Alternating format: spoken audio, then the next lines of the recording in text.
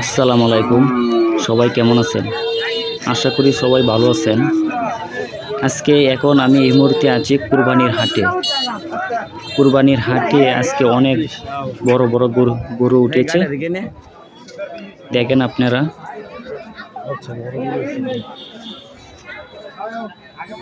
বাজারের মধ্যে সবচেয়ে বড় গরু হচ্ছে এটাই সবচেয়ে বড় গরু। আরেকটা বড় গরু আছে, দুইটা বড় গরু উঠেছে বাজারের মধ্যে, সবচেয়ে সেরা গরু ওইগুলা। আর সবগুলো গরু ছোট ছোট।